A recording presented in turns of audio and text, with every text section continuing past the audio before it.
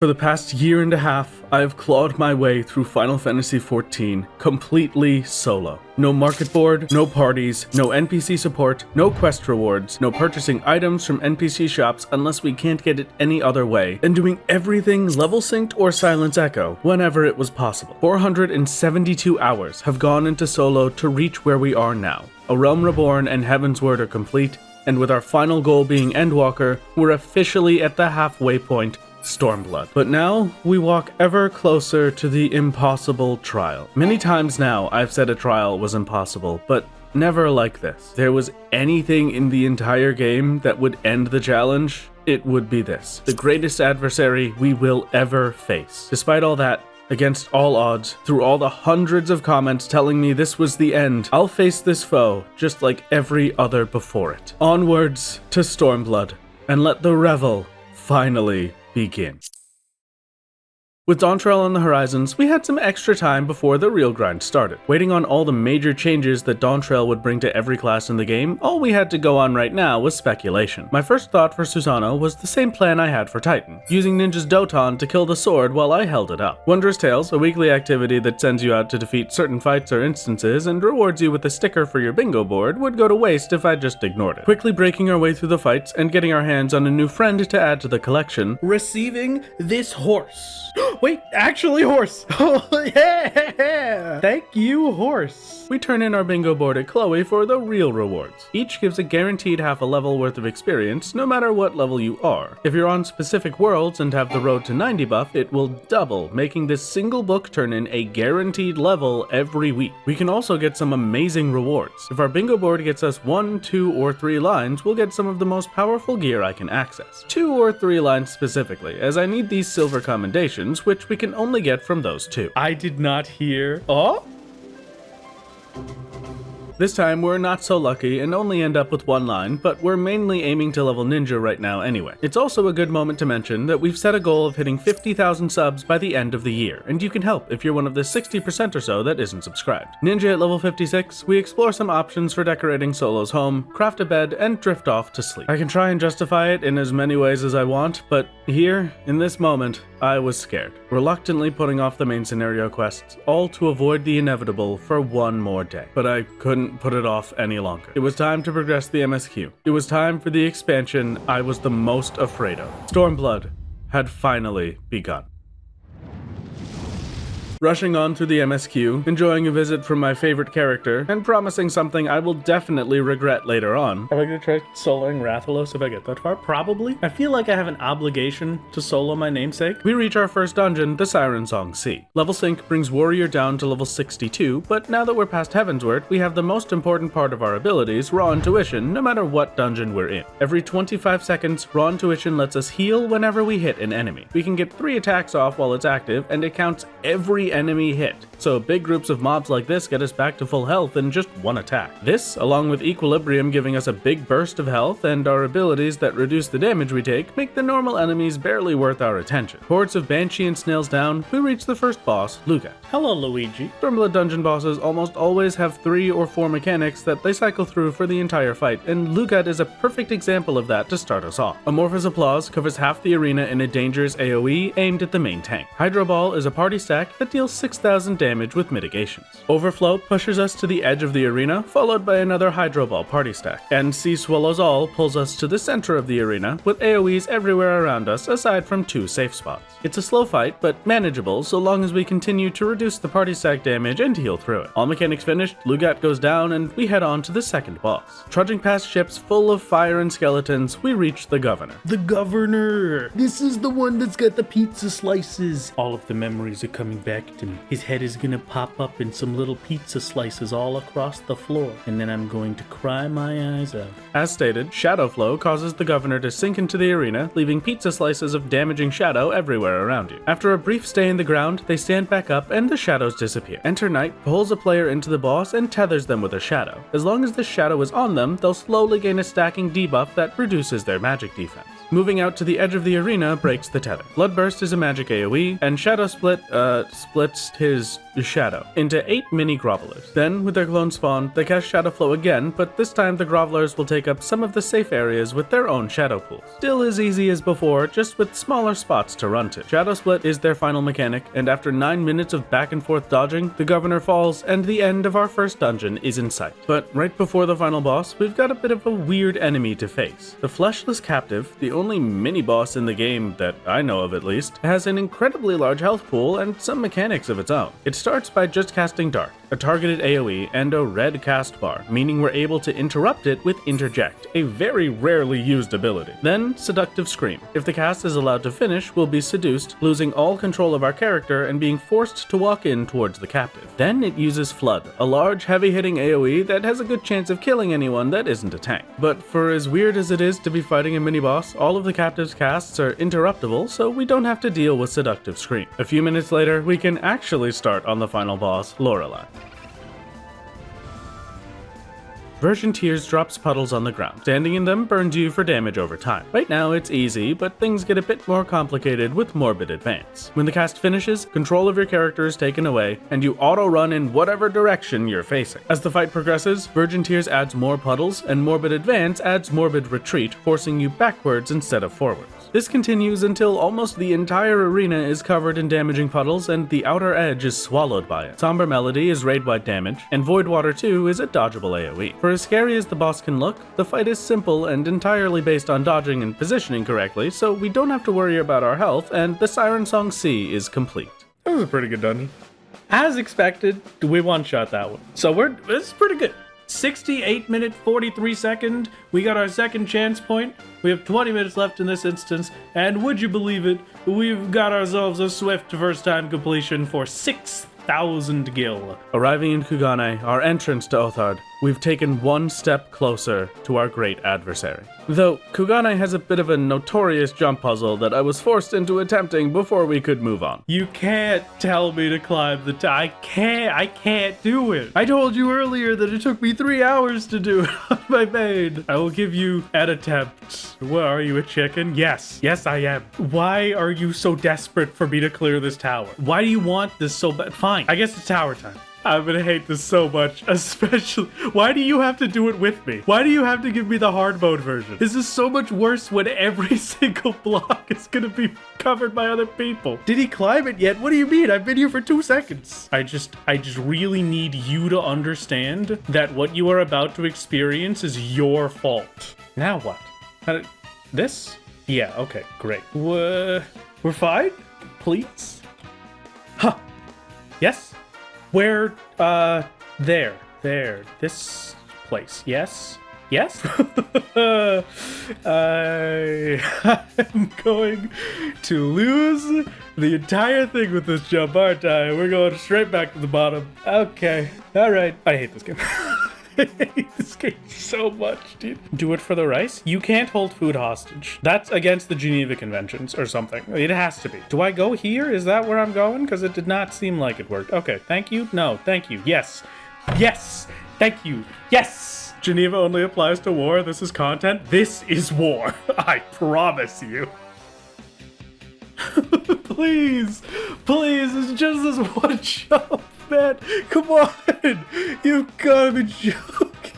It's fine. A little push never hurt nobody.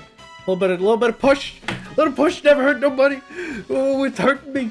Oh, it's hurting me real bad. I refuse to spend the rest of the day on Kugane Tower. You can't make me. Goodbye to dark. There's no way up from here, right? I just have to drop. This is an unfixable problem. But it was still as bad as it could have been. Thank you! Why do I get pushed by a piece of cloth? I'm done.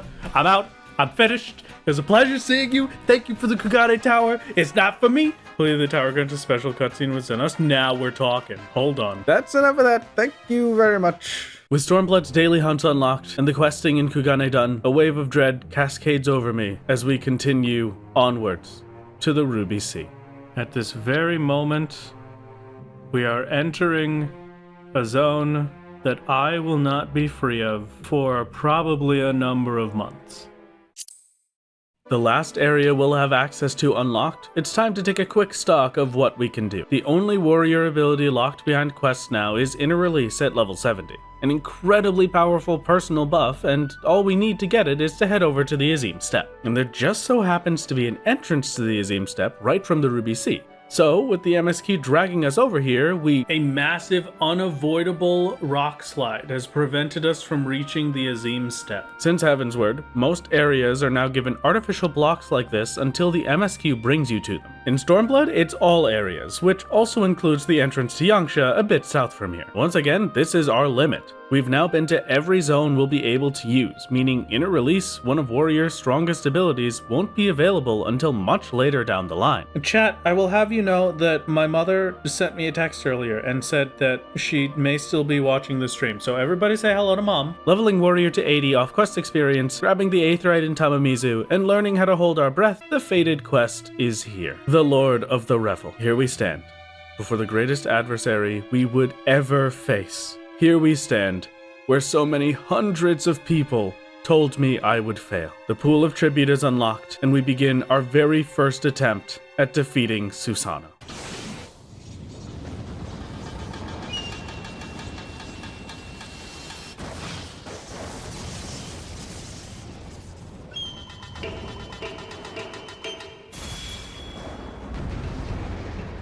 First, we face Susano level synced. And just for posterity, we are exactly 20 days of playtime. Every last detail of this fight matters, and today was a test run to see as much of it as we could. Let the rebels begin!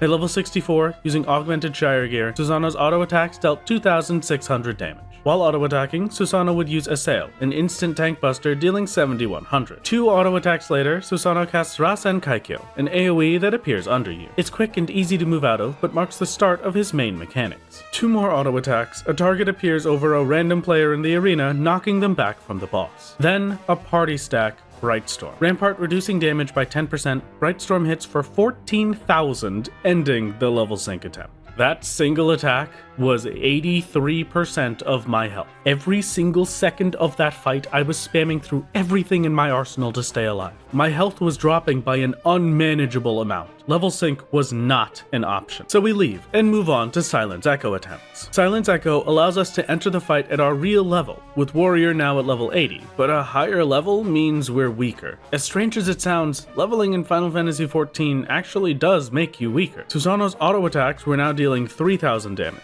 Assail dealt 8,400, and Brightstorm with a 20% damage reduction was dealing 18,000. That is the cost of Silence Echo, especially now that we're level 80. I'm sure our defenses are way worse. Defense in Final Fantasy XIV gives you a percent damage reduction, but that percent scales with your level. At level 60, using augmented Shire gear would give the maximum damage reduction, but as a level 80, it was much worse. And that's because the higher your level, the more defense you need to get the same damage reduction you had previously. And going off these numbers, with Silence Echo turned on, using level 60 gear at level 80 was somewhere around a 15% decrease in our defense. Being a higher level also gives us more health and access to stronger abilities, so it generally evens out, but the extra damage on all of his attacks made Silence Echo just as impossible as level sync. Now we're on our last resort, entering without any restrictions and using the epic Echo buff to try and push our way through this first mechanic. With a 60% increase to our health, healing, and damage, this was our best chance at seeing more of the fight. And with so much more health, we throw on Shake It Off for a shield and tank Brightstorm without any damage reduction for 25,000 damage.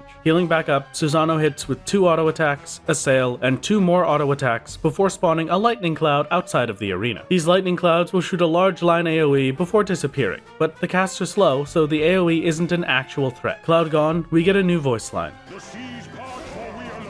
And another knockback target. This time, Susano parts the sea, focusing on whoever he just knocked away, leaving a tiny line in front of him to dodge the waves. Then another Raisen Kaikyo and Brightstorm before going back to his regular auto attacks. Parting the seas once more, we get our 3rd Brightstorm as the knockback starts, ending our attempts. That is an absolute slaughter even on Epic Echo. Okay. This is just with Shire equipment. There's a lot of upgrades. There is an entire expansion of upgrades available first. We've got a long way to go. we've got a long way to go. This was as far as we could go with the gear we had now. Before we could move forward, before we could see anything else and even start to understand how to make this fight work, we would need some upgrades. Drifting off to sleep, our first glimpse at Susano had passed. I had finally gotten to see the fight I was so afraid of. Now, we just needed to figure out how to beat it. Dawntrail would soon be upon us, my best chance for finding a way past Susano, so we needed to do some preparations. Wondrous Tales is a weekly activity, but you're able to do a Wondrous Tales book up to a week late. So, getting and completing a Wondrous Tales book now, then saving it to turn in on the week Dawntrail releases would get us 2 levels in whatever class we choose the second it becomes available. All of our trials done, we throw down our stickers, hoping desperately for 2 lines. So here's the shtick. Me? A line for me? I never get this. Wait a second. We have 3 shots for 2 lines. We could get whatever the heck this bread thing is, whatever the heck this baguette is. We could get the pie. We could get the swordfish and the bottle of whiskey. We're gonna move it off the screen. I can't look at this. Right before Dawntrail, big win for me. There's the whiskey bottle. Okay. Swordfish or pie. No, I mean this is what we expected, right? Ow. With the bacon, but look at this, dude. There's no way. Come on. By Rat standards, this isn't really a massive L, just a standard issue. I know it happens all the time, but come on. I deserve to win at least once. There was one other thing that had to be done. Hunts. Every day, you're given a list of enemies to go and kill from all of the zones in each expansion. Heavensward and Stormblood hunts both award Centurio seals and use them as currency for the hunt vendors. And those hunt vendors will give us access to some of the strongest gear in all of Stormblood. But we need a lot of Centurio seals to trade with them, so no better time than the present to start earning. All of the Heavensward hunts are easy, but for the Stormblood hunts, we have a very limited amount of access to the targets and only get to complete a few of them. Doing some math a few days later, for a full set of Centurio seal gear, we'd need 865 total seals.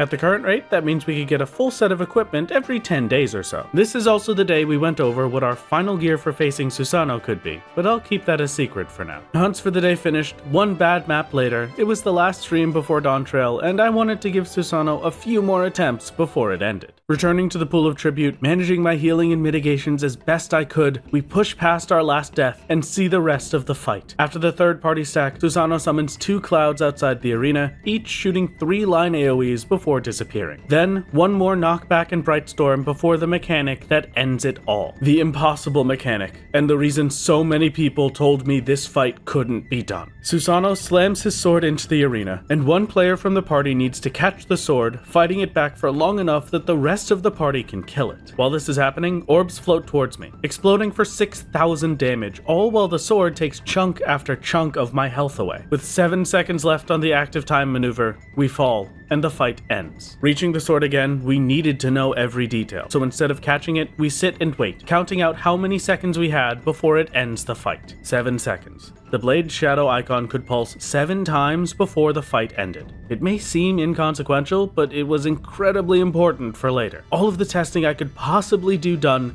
we had gotten the information we needed from these attempts. Swordface started at exactly 3 minutes into the fight. 3 minutes was a lot of time, so I head over to my main account, Xanther, to try some other options. There had to be a second way to start the Swordface. Otherwise, there's no reason Susano would be this difficult to kill. And, like expected, there was. Susano will start the sword phase at 3 minutes into the fight, or immediately after reaching 39% health. With my level 90 red mage and full level 90 equipment, in the time it took for Susano to start the phase, we could deal 12% of his health. If I couldn't do it on my main, Solo couldn't either. But we continued on, waiting for a new dawn to see what changes it might bring. Dawntrail released, beginning the hunt for our way past Susano. The 2 biggest wildcards added were Viper and Pictomancer. Starting at level 80 and coming with a full set of level 80 equipment on unlocking them, this was the best chance we would have to handle this fight. Using quest rewards is always a last resort, and an exception I regularly avoid, but this wasn't the time for that. I needed to see what these classes could do at their absolute best, and I had to use everything available to me. With Viper and Pictomancer unlocked, the equipment is labeled as Weather, I do allow weathered gear since for most of the level 1 classes they're the only possible option, but this wasn't the case here. Since there are other things I can use for these classes, it would be an exception that I would have to take. Heading over to Ul'dah to try out the training dummies, I can reveal why the video quality suddenly looks so strange. It's because of waiting out a quick power outage, we're back to business. Now I had to learn the classes. I had 2 options for taking down Susano, and one of them I was now convinced wouldn't work. Some form of ground AoE, like Doton or Salted Earth with Ninja or Dark Knight, to kill the sword while I'm holding it back was the first option, and had no chance of succeeding. Unlike Titan, we're trying to make up for 7 people worth of damage. Not only would Ninja not survive long enough or Dark Knight have the damage to kill the sword, Susano does the sword twice, solidifying this as a dead end. We wouldn't be able to kill the sword, which meant we had to go with the worst possible option. I had to kill Susano before he could use the sword. Couple of seconds at most to do 40% of the boss's health. So for that, we're looking for big burst damage. Machinist and Samurai are long-standing to have some of the best burst in the game, so they were possible options, but Viper and Pictomancer were the first things on my mind to test. I had hoped Viper would be the one to do it, but rather than having any big damage, Viper has a lot of consistent damage over a long period of time. At higher levels it gets some burst, but most of it is a very slow constant. Pictomancer, on the other hand, came in with its own surprises. 1,000 potency abilities, a guaranteed critical direct hit for 3 attacks with the hammer. There was a real chance that this might be it, but I had to do more testing first. Turning in last week's Wondrous Tales gets Picto to level 81, and we had the perfect opportunity for just that. Through all of the trials and dungeons for the second Wondrous Tales, things were looking good. Bosses dropping faster than ever before, and huge bursts that I was quickly getting comfortable with. Picto passes the first test, and becomes our hope for clearing Susano. With an initial goal of getting Picto to level 90, we grab some Shire accessories and turn in our book to reach 82. Then another weekly bit of experience comes from challenge logs. For completing a few easy tasks like clearing fates or completing leave quests, we get a big chunk of experience, make it halfway through level 83, and end the day on a high note. Another set of Wondrous Tales, it's time for a real test. Grabbing Pictomancer's starting armor, a full set of level 80 gear, besides accessories, we enter the pool of tribute to try and make some progress. I avoid quest rewards whenever I possibly can, but there was no comparable gear to this that we could access. If I wanted even a chance at beating this fight, I needed to use it. I don't think I live this. Oh, well, you know what? I do live it. I'm just gonna try and do the damage. I just need to do the damage that I'm hoping for. I need to pull off 40% in, let's just say, 3 attacks. 3 attacks was very pessimistic, but since I hadn't figured out how many I had the time to do, we were using the same numbers I had at Bismarck for a baseline.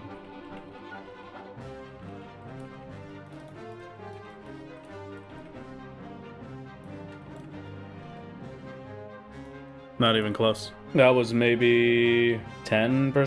7%. The biggest burst I currently had with my 3 hammers had only done 7% of Susano's health. Death after death, the best we had done was 8%. So to even have a chance at beating Susano, we would need to stack the Echo. The Echo is different from the Epic Echo I mentioned earlier. Epic Echo you get from just entering an old trial, but the Echo is a buff you have to earn. If you can survive 3 minutes of a fight, after dying, you'll get a stacking 10% buff to healing, health, and damage. This stacks all the way up to 50%, and while I'm not sure if it's additive, in a best case scenario, that means we'd have a 110% buff. The problem was surviving those 3 minutes. As it stood, I could barely live 20 seconds. With no way of healing throughout the fight, this was quickly turning into another dead end. I had no way to survive. The Echo was out of reach. Pictomancer had failed. And Viper was no different. Even though it had heals to use, Susano did too much damage to handle. Both of the new options were crossed off the list. We had to move forward some other way. This stream was a special one to get people an exclusive mount for watching on Twitch. To get it, you had to watch for a good few hours, and wanting to get the mount for as many folks as I could, we run through some of the things I had been meaning to do but put off while I tried to work out a way forward. I still hadn't completely given up hope on Pictomancer, so with the idea that I may be running through Palace on it in the future for experience, we do a few runs to see how it felt. To get past Baelsar's Wall, I had used all of my Aetherpool gear for a Sage weapon, thinking that I would never have to go back to Palace of the Dead. Now that we had to, we were starting from the beginning again. Picto felt like an amazing class for doing Palace solo, but my lack of gear was walling us off.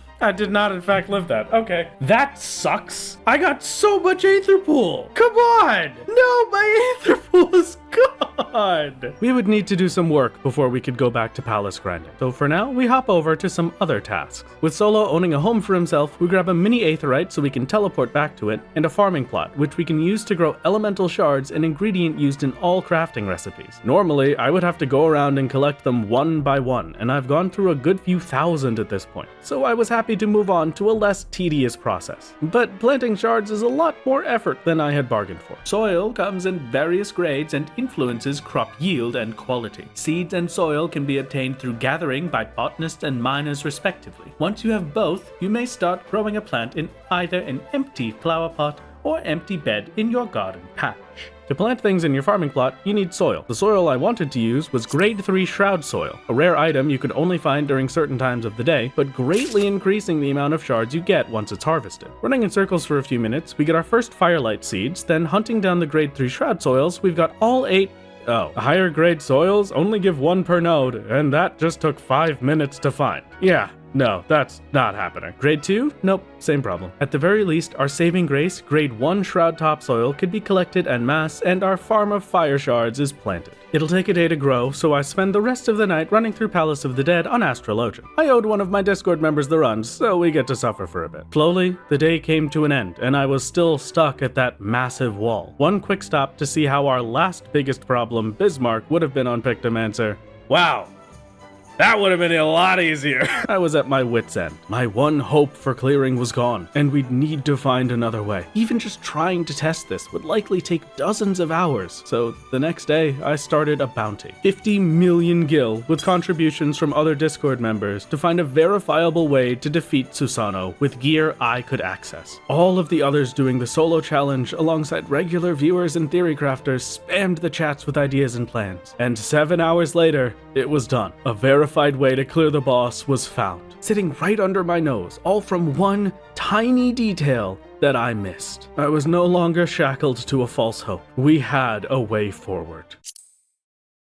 My initial thoughts had been right. Pictomancer was the way forward, so long as we could get that 50% echo buff. But without any healing, that was a lot easier said than done. Save for that one tiny detail I missed, Star Prism. At level 100, Pictomancer gains Star Prism, an attack that deals massive amounts of damage and heals you when used. That was it. That was the thing I missed, and with it, our plan was set. I needed to get Pictomancer to level 100. There's a lot more to think about. Leveling up doesn't just reduce my damage reduction, it also reduces my critical hit, and getting a class to level 100 would absolutely ruin one of the most integral parts of Solo's progression. Right now, our Wondrous Tales was limited. We were guaranteed to get low-level dungeons and fights from a Realm Reborn. We could always finish it, because it can only give things that I have access to. But once we had a class at level 100, Wondrous Tales changes forever. Instead of giving low-level dungeons, it will ask for dungeons I can't access and extreme trials from expansions beyond Stormblood. If I went through with this, we would have to rely on second chance points, an incredibly scarce resource that would let us repeat anything that we could pull off.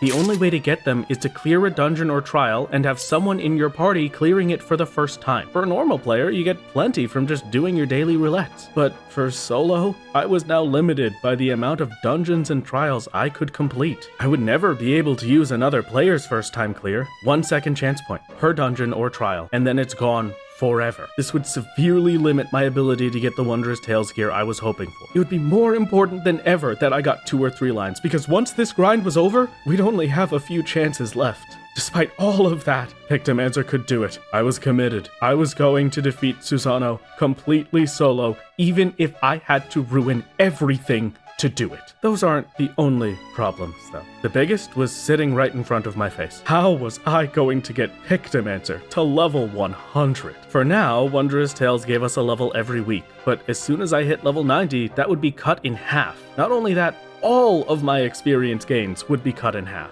The road to 90 buff doubles all the experience I get from every source, but as the name implies, only works up to level 90. Right now, we have 3 methods of leveling up.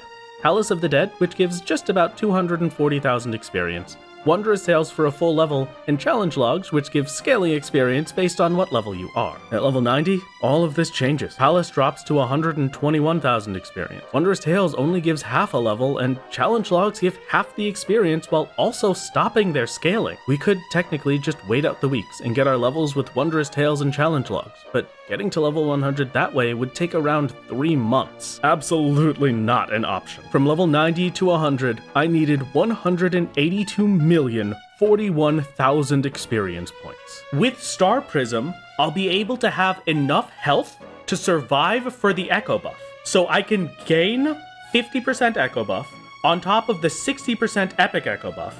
And now it is much more realistic to be able to kill Susano in that 40% period. Wondrous Tales, no. The reason that I can't do Wondrous Tales is because I won't be able to complete it. Most of the options will change from the ARR extremes that we're currently getting to Dawn Trail and Endwalker and those kind of extremes. It genuinely won't be doable. Not that I can't turn it in for the XP, but that I couldn't turn it in at all. But of course, there's one more thing to worry about. We have to get Pictomancer to level 100. And then the worst part, the part that hurts the most, Pictomancer is getting changed. What was it, the 0.1 update, I think? Pictomancer is going to be slightly different. And slightly different might mean that it can't do it anymore. So, we've got a timer on that as well. I have so many ways to get 2 lines here. There's no way they don't give it to me, right? Thanks, Chloe. Really appreciate it. Wondrous Tales gets us to level 86. We grab a full set of level 60 armor and start on our challenge logs. 99 to 100 is 23,789,000 experience. Yeah, so that's 100 runs of Palace of the Dead floor 51 to 60. For 1 level. Let me just remember real quick. My fastest on Machinist was like 20 minutes-ish. So we're talking 2,000 minutes in Palace of the Dead. Let me just...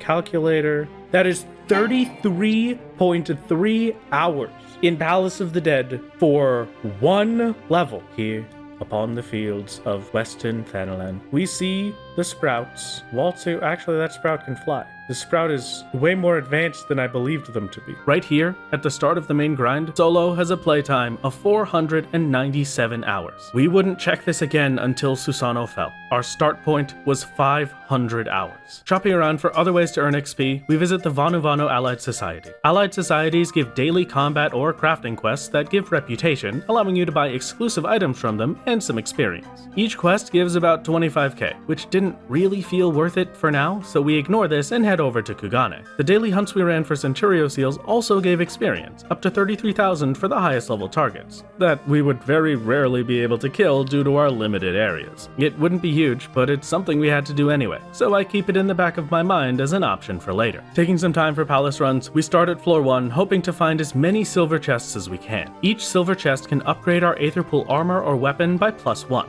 My goal was to consistently complete floors 51 to 60, so we needed about 40 of both. Making our way down into the depths, the floor 20 boss goes down, but we die to the Hydra at floor 30. If you die during a run, you won't keep any of the Aetherpool upgrades you had gotten on the last 10 floors, so we'd be starting from floor 1 again next time and hoping we got enough Aetherpool gear to beat the Hydra. Challenge logs and hunts done for the day, we're level 87 and head over to do the job quests for Pictomancer. These would be a huge boost of experience and help push us over the line to level 90, if it wasn't for a funny little quirk that came with them. I can't do the Picto quests.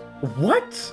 Why? I have to complete Stormblood to be able to do the Picto quest line. Don't worry, you just gotta complete Stormblood so you can do the Picto quest, so you get experience to be Susano so you can complete Stormblood. Very simple. That's true. I'm the only person to ever get this message. They put this in for me. They did this to block me. They saw my stuff. They said, this guy's not gonna be done Stormblood. He's gonna try and do my quests before he's done Stormblood. I'm not gonna let that happen. You gotta be a Dawn Trail to do my quests. The next day, we start things off with some shopping. I had my armor and weapon planned for the fight with Susano, but I had no idea what to do for accessories. Since I had plenty of scripts available, we buy up both of the Stormblood Goldsmith Masterwork recipes, the strongest accessory crafts in the expansion, and just to be safe, we grab Carpenter as well, since sometimes accessories are in these books. My Goldsmith level is not high enough. Really?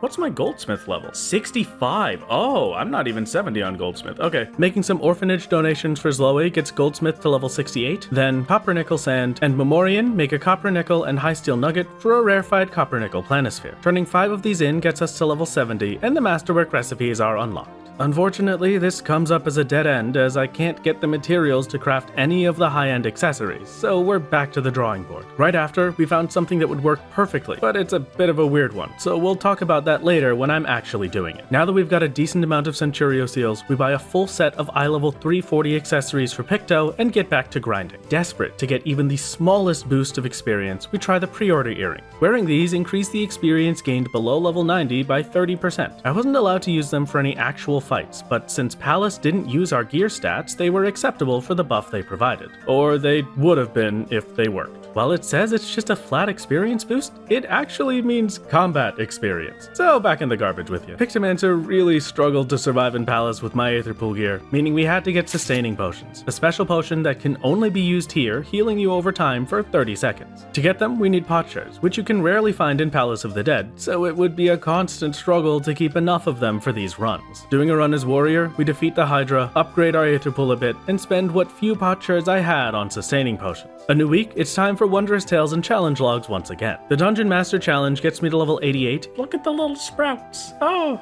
enjoying a fate together. They're teleporting somewhere as a little family. Maybe they're not a little family. Maybe they're completely separate. Oh, star-crossed lovers have now separated. Perhaps they will see themselves again one day. I think that one's about to jump off a cliff. Let's go before we have to see it. I don't want a tragic end to this love story. I wanted it to be cute. And we pause our Wondrous Tales for a bit to complete the rest of the challenge logs. Doing all of them would give enough experience for level 89, and then, in turn, Wondrous Tales gives more experience for being a higher level when we turn it in. So it's better to do it in this order for now. I have so many different ways I can get 2 lines here, chat. There's no way we miss it this time, right? I will take your energy, and we shall get Oh my god, finally! Yeah! That's what I'm talking about, baby! Victory!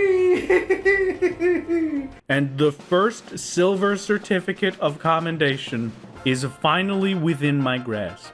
If I get one more of this, and then we wait until 7.3, I will be able to purchase a piece of level 100 equipment. Or I can use it right now to purchase a piece of level 90 equipment. I think I'm gonna save it. Level 90 and our first silver certificate. There was a lot to be happy about, but for all our celebrations, there was something a bit worrying on the horizon. In just 12 days, patch 7.05 would release, bringing with it the Savage Raids, some of the hardest fights at endgame. With a patch focused on a major combat release, there came a chance that Pictomancer would be nerfed, and there was already confirmation that it was going to see some changes. Right now, it was by far the strongest caster in the game, so all eyes were on it. This isn't my first patch cycle though, and in all the previous patches I've experienced, it's always been very consistent. The chance of them nerfing a class at anything less than a 0.1 or 0.2 major patch was very slim, but the chance was still there. And if those nerfs came through, it would all be over, and we'd be back to the drawing board yet again.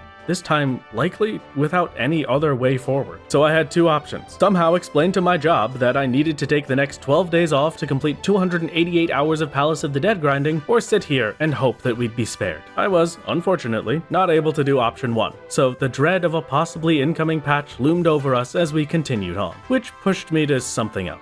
Now that I was level 90, I had unlocked a lot of Pictomancer's kit. I could wear the final gear I was planning to use. If there was a chance I could survive Susano without the heal, we could bring things to an end right here and now. With Brightstorm now dealing 30,000 damage, it was as difficult as ever, but I had made some real tangible progress. I survived for a full minute, but death after death, that was the limit of how far I could go. Even with a gear upgrade, there was no chance at surviving until the Echo. And even if I could, our damage was just too weak. For as much as I wanted the only requirement to be Star Prism's healing, Pictomancer has a lot of damage locked behind the higher levels. And I still wasn't very confident with the class, only now 17 attempts in figuring out that I had to stay in the circle to keep my damage buff. Now sitting at level 90, we've hit a major milestone and the hardest part of the grind. So we rest, slowly beginning to realize just how long the road ahead was. 8 days left until the patch. We get incredibly lucky in Palace. Whoa! Hello? What?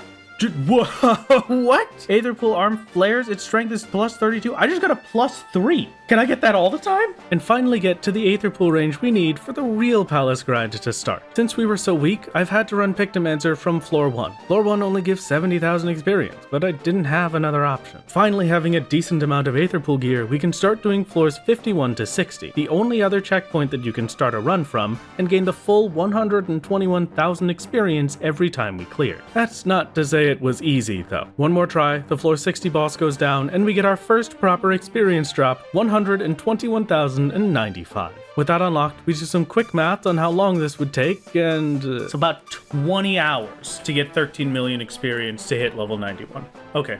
Things really started to sink in. This grind was going to be astronomical. This can't be right. There has to be something else, something I'm missing. There has to be some other way than Palace. Right? Desperate for a different way forward. Something to save me from this fate, we start a full day of testing every single experience method I can think of. First was some way to use my rested experience. When you log out of the game in a sanctuary or a town, you'll notice the bar at the bottom gains a second color. At one point, it fills the whole bar and turns blue. That's rested experience. Bonus experience you get while not logged into the game in an attempt to get us gamers to be a bit healthier. But to use that bonus, I had to gain combat experience. Palace of the Dead didn't count as combat experience, but dungeons would. On a whim, we enter the highest level dungeon we have, the Siren Song Sea, level synced as Pictomancer. You can't gain experience in a dungeon unless you're level synced, so this was the only way. I didn't actually think I would be able to do this. Even just the initial group of banshees was likely to be a death sentence, but very slowly, we were given a glimpse of hope.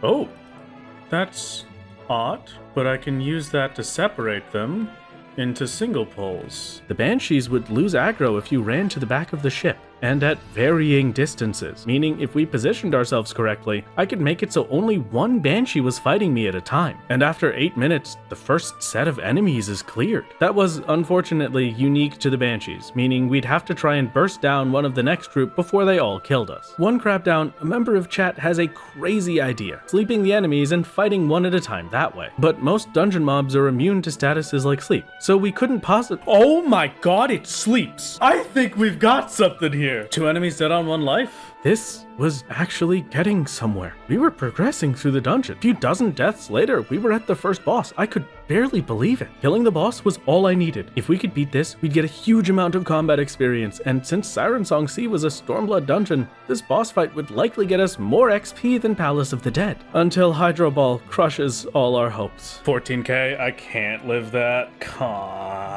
We made it further than I had ever imagined. I thought this was going to fail right at the start, but now I felt like there was a chance, a way to avoid Palace. Shisui of the Violet Tides is another Stormblood dungeon, an optional one we could do in the Ruby Sea. Once again, sleeping the enemies gets us all the way to the first boss, just to fail to an undodgeable mechanic. Fine. A Heavensward dungeon then. The Great Google Library is an easy one. The first boss is just a book that always kills us. Fine. Okay, Fates. The Fates in the Ruby Sea are meant for level 63. They have to give some decent experience, right? And they're combat, so maybe they'll use our rested XP. No. 23,000 experience. At best, I could clear 3 of them in 15 minutes, and they didn't use my rested bonus. Palace of the Dead was still better. Stormblood Battlecraft leaves? There are none. Sightseeing logs? Barely even worth looking at. Uncovering area maps? Yes, finally, something good. Each section of the map we uncovered gave 55,000 experience, and we get 550,000 experience for uncovering the whole thing. It would barely take any time to do this, so we had something. Finally. Something better than Palace, that I could only do twice. I had already uncovered all of the other maps I had access to. Hunt marks gave a decent amount of experience and were definitely fast, but with how few of them I could do per day, it would just be something to add to the list of dailies. My last hope, a dungeon that wouldn't require me to have any healing past basic potions. Sastasha. You can walk past everything at the start of the dungeon. Not a single thing will aggro to you, so it's a quick walk up to the first boss. And since it's combat, it uses my rested bonus, but unfortunately only gives 5,000 experience. That was it. There was nothing left. No other crazy ideas. Nothing. Next stream was Weekly Wondrous Tales. Slowly but surely accepting my fate. Not completely skipped. I'll take A line, I guess. 35,000 XP off leveling up. We vent our frustrations on some nearby crocodiles and reach 91. Doing some math with our challenge logs, I was hoping to hit level 92 this week. The logs would get us half a level, and the rest would have to come from Palace of the Dead. So if I want to get my second level this week, I'm going to have to do 6 million experience worth of Palace of the Dead. Actually, no, it's probably 7 million. I'm gonna have to do 58 runs of Palace, which means today's stream is going to be 19 hours long. Yeah, I don't know about that one. Challenge logs done. We're at just under 7 million experience, halfway to 92. A few runs of Palace gets us to 7.3 million, and I take a break, you know, as a little treat. Back to Shhh of the Violet Tides. The dungeon completion gets us absolutely nothing, so we clear it on Silence Echo for Pictomancer. Alright, unfortunately, that gave 500,000 experience for first time completion of this duty. Wait. It scales with my level? They can't. No. There's no way it scales. Did Stormblood give 500,000? I have to check. Hold on. If this scaled with your level, I might have found a real way to get a huge boost of experience by rushing through all of the dungeons I hadn't touched yet. Back to clear the Binding Coils of Bahamut. We beat Nail, but there's no first time bonus for raids. No first time completion bonus. There was, however, a dungeon I had forgotten about that I only briefly visited earlier. The level 20 dungeon, Halatali. If this gave anywhere near the hundreds of thousands of XP Shisui gave, it scaled with level. And with the final boss down, 27,000 XP for first time. Okay, yeah, unfortunate. So unfortunately, Shisui of the Violent Tides was a one-off XP gain. It was based on the dungeon's level, not ours. We had hit yet another dead end. So, we go to the last thing I haven't touched, the Allied Society daily quests. Every day, we can do the Vanu Vanu and Vath Society quests for 150,000 experience total. It wasn't great, but it also wasn't Palace. Added to my list of daily chores, the day ends at 8.1 million experience towards level 92. 2 days later, patch 7.05 finally arrived, and with it, the promised changes to Pictomancer. It wasn't even on the list, just a small change under resolved issues to fix a problem with its rotation. We survived. Now we could put everything into this without any fear. Our path to clear Susano was free of obstacles, but I was on a timer. Susano needed to be beaten in 5 weeks. I had 5 weeks before I ran out of footage, 5 weeks before the videos were caught up. So I had to spend every day of my life doing Palace of the Dead. 10 runs per day. Assuming I complete a run in 15 minutes, that's 2.5 hours of my life to Palace every day without fail, plus my other dailies with hunts and the allied societies. I had finally accepted it. No matter what I did, there was no way of avoiding this. My best way of gaining experience was Palace of the Dead, and I wouldn't be free of that daily grind until I hit level 100. Chat, I'm not liking our odds here. We didn't get a single one! Come on! Level 92, 12.8 million experience. I take the chance to visit Susano again, only to be cast aside like always. Okay, hello. If you don't know what's happening, I hit this funny little button, and then I win. And then that's it. That's how it goes. Level 93 off Palace of the Dead, 457,000 experience. Wondrous Tales adds a new pet to our collection, Green Horse.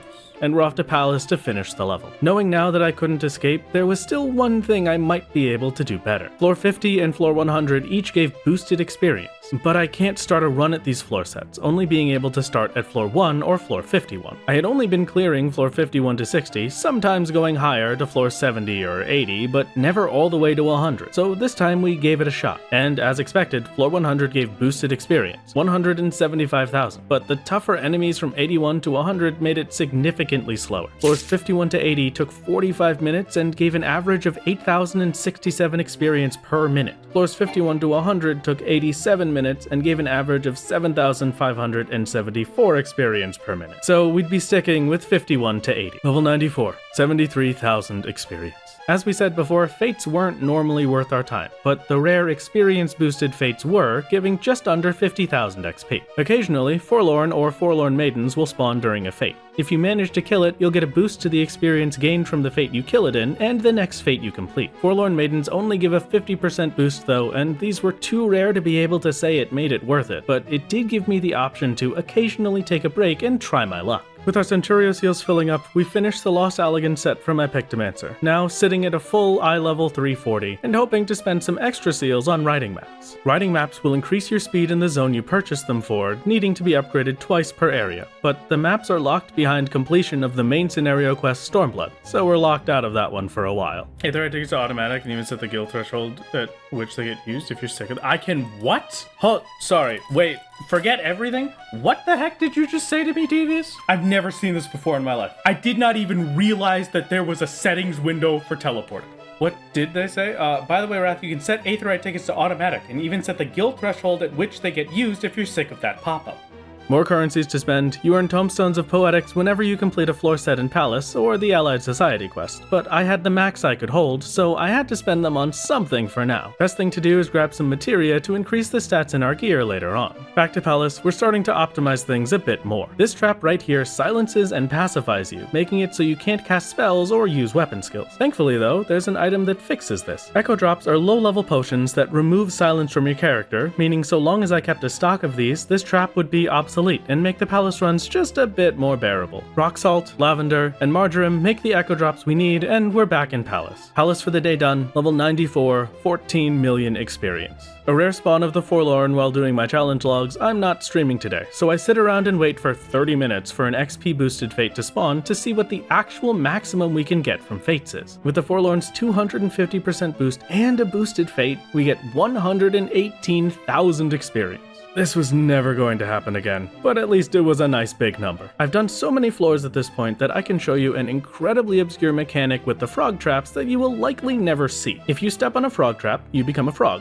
but if you're already a frog when you step on a frog trap, it will instantly turn you back to normal. This was also when I realized I had done my math wrong. I didn't need to do 10 Palace runs every day, I needed to do 20. Daily hunts and the Allied Society quests reduced that number, but I'd still end up having to do somewhere between 14 and 16 runs of Palace every single day if I wanted to get this done in time.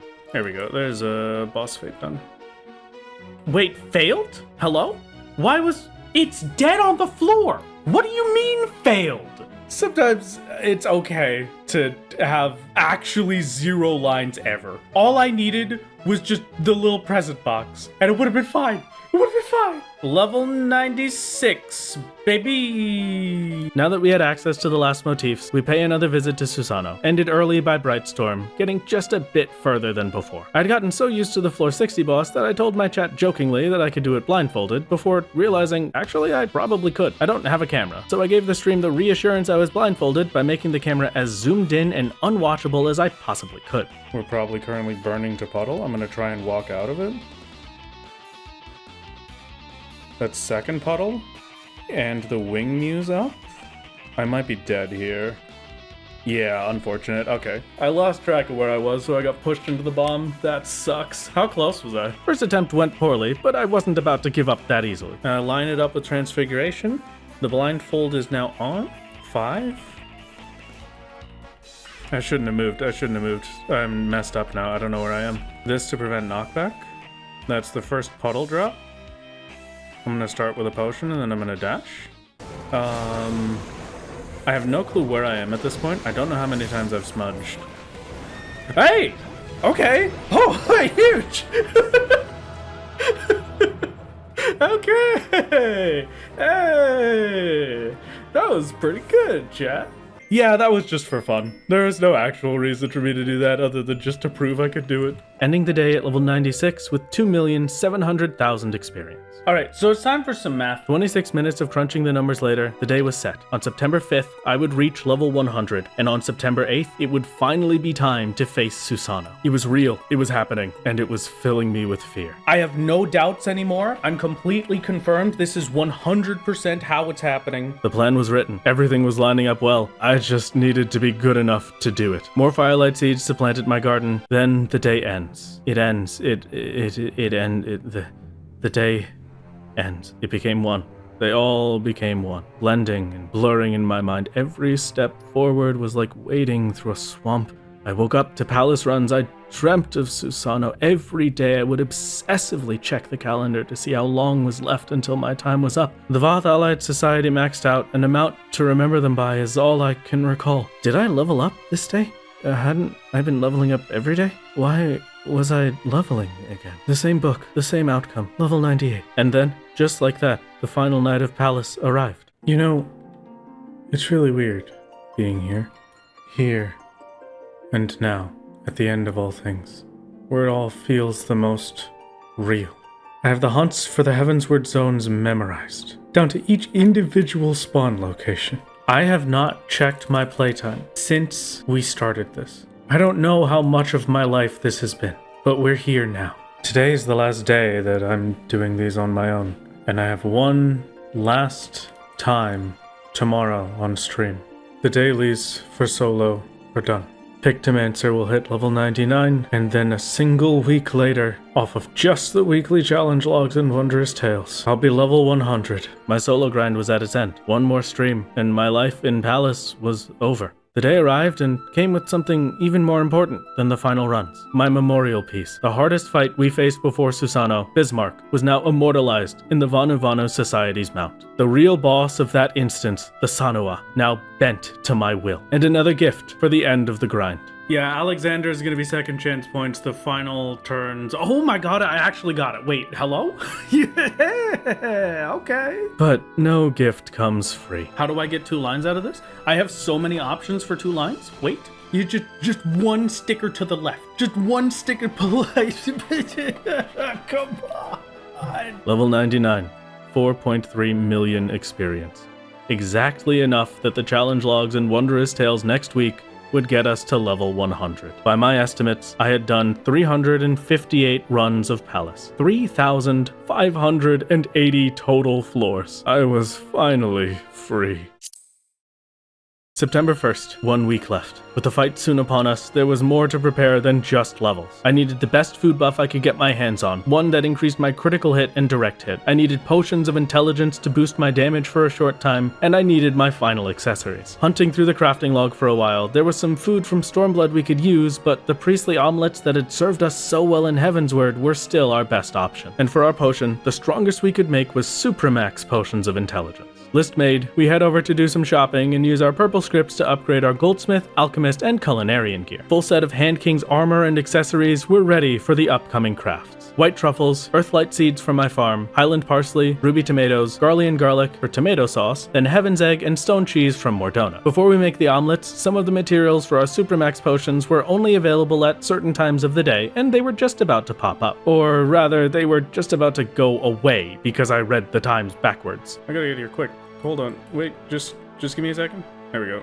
Brown mushrooms, pot marjoram which we can break down into duskborn aether sand, finally crafting those omelets from before, noble sage, coriander, powdered merman horns, and water clusters make our Supramax potions of intelligence. With high quality food and potions ready to go, the easy stuff is finished and we're on to our accessories. The best Stormblood accessories were out of reach, but there was something that fit perfectly and it would be stronger than any gear we could get until I finished Stormblood. Urake, a vendor in Kugane, sells hematite and Islewolf accessories. Now, I don't allow myself to buy items from NPCs unless I can't obtain them elsewhere. But the thing is, I actually can't get these elsewhere. These accessories were from Shadowbringers, the next expansion. I had absolutely no way of getting the materials for these. No matter what higher level or higher stats I got, no matter what books I unlocked, this was my only way of getting them, so I can purchase them, but that's not enough. We're talking about a fight I've been preparing for 2.5 months. I'm not going to accept normal quality accessories from a vendor, meaning there's only one thing we can do. To make these the strongest they can possibly be, I would have to buy the accessories, desynth them into their base materials, and craft them again myself to make them high quality. We've got 5 accessories we have to craft. Okay, 6 stone gold nuggets, 3 island wolf fangs, 1 gazelle leather, 2 hematites, 1 blood hemp and yarn, 2 mithrite, and a durium nugget. With the list made, I can get blood hemp and mithrite on my own, but the rest would have to come from desynths. Now comes the real problem with buying these. These accessories were very expensive, each costing nearly 17,000 gil. I had plenty of money for this, 1.5 million, but even then, if we were unlucky or I messed up the craft, there was a chance I'd run out of money before we got all the materials. Each accessory had different options for what it could desynth into, so if we were mindful of that, we could be efficient with our our attempts. Earrings desynthed into the most items we needed and was the only way for us to get durium. Durium obtained on the first desynth, that's one item crossed off the list. Chokers can give stone gold and hematite, but has two useless items that we can get on our own, so they're the worst ones to use. Rings can only give stone gold and island wolf fangs, making it easy to target those materials, but the bracelet also gives them, plus it's the only way to get the gazelle leather I need, so until I had that, rings were also useless. Trying out the choker to see if the drops were accurate, I take a moment to double check that I can actually get the blood hemp before focusing on anything. Blood hemp was in an area I could reach, but it had a star next to its name. This might mean that it's a special legendary node that I can only get after completing Stormblood, but luckily it didn't. Blood hemp obtained, back to desynthing. More earrings, we get some bad rolls from mithrite nuggets. To be clear, if I have the ability to get one of these materials, I do not want it from desynths. Crafting these accessories and expansion ahead of me was going to be very difficult, so I needed every material I could control to be at high quality, meaning I had to make it myself. An extra durium in case I mess up, we grab a few bracelets and earrings and run over to wait for the noble sage to spawn for more potions later. While we wait, we get our first hematite, our third stone gold nugget, the gazelle leather, 2 island wolf fangs, and an extra gazelle leather. Noble sage gathered, 9 failed attempts to get the last hematite we need. Rings get us the rest of the fangs in gold, and all that's left is hematite. Yes, dude. Okay.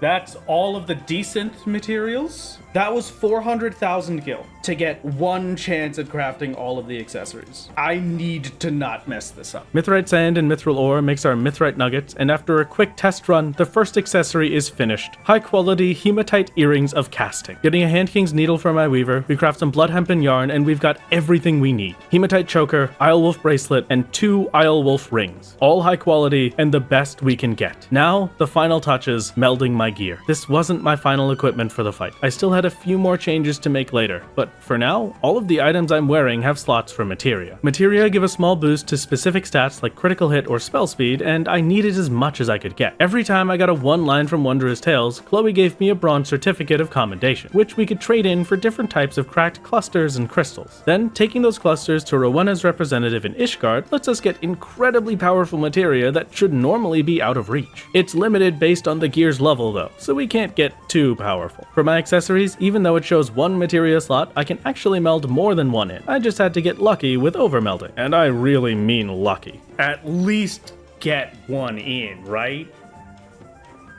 Okay, alright. Burning through 24 materia, it took around 20 minutes of back and forth, but we've got the final piece slotted in and reached the end. That last change to my gear was worrying, to say the least. I'd be using a resource that I should realistically never be able to get again. With 1 week left, level 99, we give Susano another look. Every time I entered this instance, we made it just a little bit further, but it also showed us why we needed all of this. Even now, the difference in strength was immense. I had to do the final upgrade. There was no getting around it. September 5th, 82 days since I entered Stormblood. We've reached the final weeklies. The last challenge logs complete leaves us at 12 million experience, just over halfway to 100. And we've got the final Wondrous Tales book to finish things off. This is possibly the most painful Wondrous Tales I've ever seen in my life. Just this one time. Don't bait me. Please. Oh my god. I need the pie, the grapes, or the wine. I was so close! No! Come on! You'll be unable to receive all of the following rewards. Experience points. Level 100. And now all that's left is to win. A wave of doubt washed over me here in this celebratory moment. After all of this, with everything I had put into it, what if I still couldn't do it? What if I wasn't good enough? But there's no time for doubts anymore.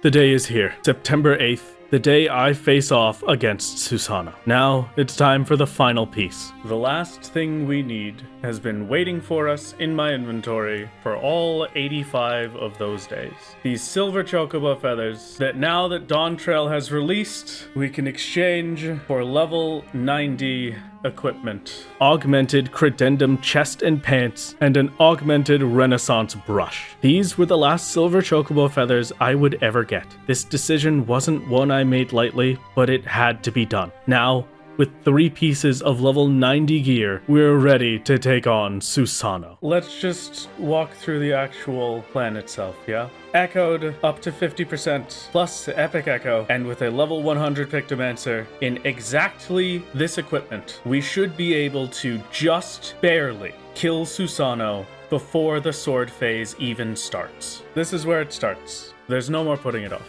Before anything else, it's time to start learning the fight.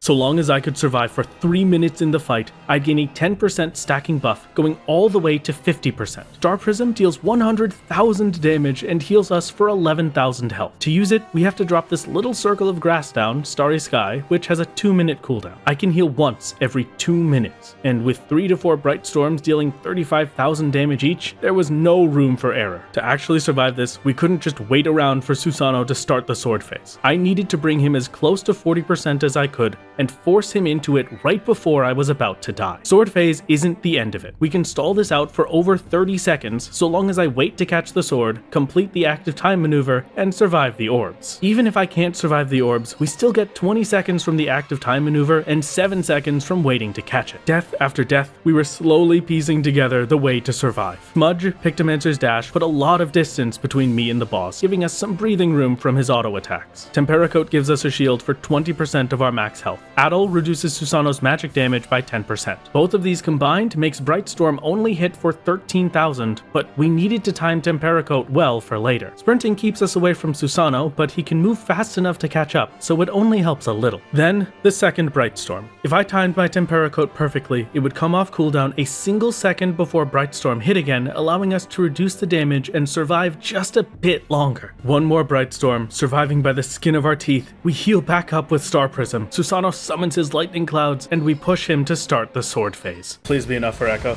That's probably the longest I can make it. I got one more pulse in me before I die. Yep. Please.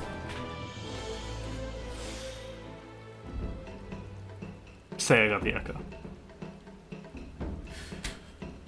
That's Echo buff! Oh my god! With each successful Echo run, things would get easier and easier, but for the life of me, I couldn't do it again. And now we have to start thinking about the instance timer. We only have 60 minutes, and with 15 minutes dedicated to just getting the Echo, I had wasted too much time and needed to make a new one. I wanted to be sure that once I had my 50% Echo buff, I had as much time as possible to start learning the next phase. To have the best chance at surviving, we waited before catching the sword. The Blade's Shadow can pulse 7 times before I have to grab it, giving us an extra 7 seconds or so towards the timer. That's gotta be it, right? Yes! Okay! Yes! Straight back to it. Come on. Next one. Nice. Please. 5320 I think was enough. 20%! Okay, that's 2! Okay! Just push. Push, boss. Push, boss. Okay. That has to be it. Yes! Okay. That's 30. We're on the final stretch here, and then it starts to be the actually difficult part. That's 40%. One more. That's 50%. Okay, now is the real proper attempt. After 1.5 hours, we could finally start the real fight. From here, I didn't know what would come next. All I knew right now was we had to start killing Susano when he was in the middle of one of the Bright Storm combos, as those would lock him in the animation and prevent him from starting sword phase. There are 2 ideal chances for this. The first time he says the seas part for we alone, and 2 Bright Storms after that. If I had counted right, we would have 14 seconds from the start of his attacks to him going invulnerable. Thanks to a Discord member, we had an exact range of what we needed. Going off of how much damage would reduce Susano by 1%, and a lot of math, at 40%, Susano would have somewhere between 800,000 and 850,000 health. Almost a million damage. I needed to deal nearly 1 million damage to this boss in just under 14 seconds.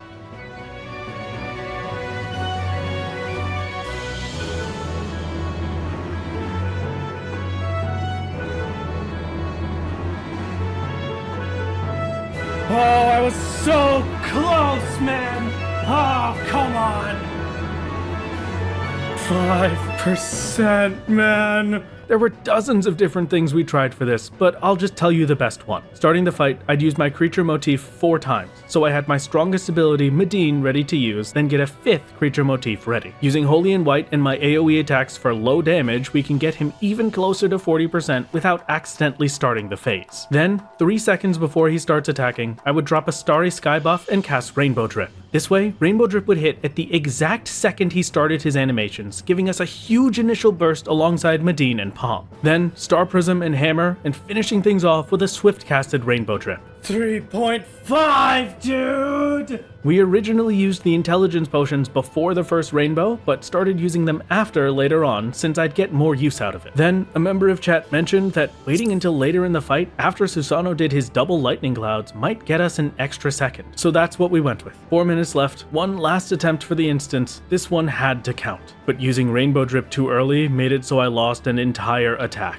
After all of that, I had failed once again. The only thing I had left was a tiny change. The level 90 gear I got from the Calamity Salvager wasn't melted. Stopping by Chloe for one last bronze certificate turn-in and a Materia Melder in Ishgard, I had hit the limit of what I could do. From all the changes I made to my attacks, all the different strategies, that dread from the days before started to creep back up on me. I was out of it. I couldn't even get the Echo buff back. But with 2 failed instances and starting to really fear that I couldn't do it, there was one thing keeping me going. Solo's journey may be a path that I walk alone, but for every step of it, it has never been lonely. For all the dozens of people who said it could never be done, there was an even greater flood of voices cheering me on. I had to do this, for myself and for them, for everyone that has supported me to this moment. In my mind, this was it. Close to 3 hours straight of fighting Susano, this next instance was the last one I had in me. So, be it rushing forward to my death, or walking towards victory, we enter the pool of tribute one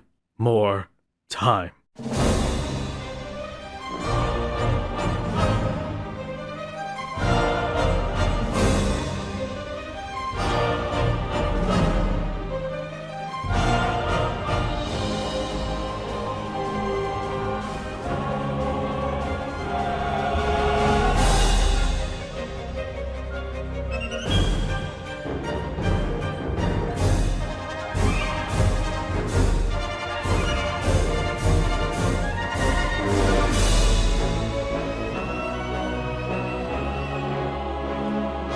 Prism, please? Oh. No, man.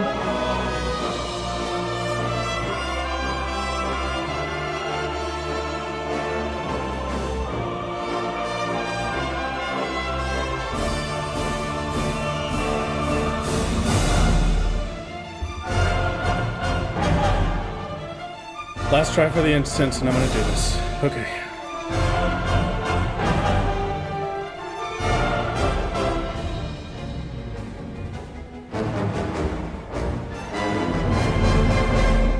Please. Nice. Okay. Just a direct hit is perfect.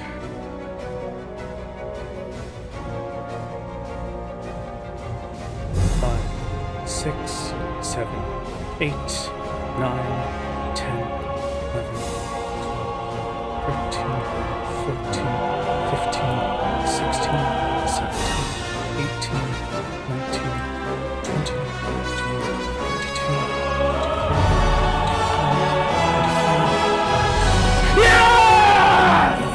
Oh my God! That's it, dude! That's it!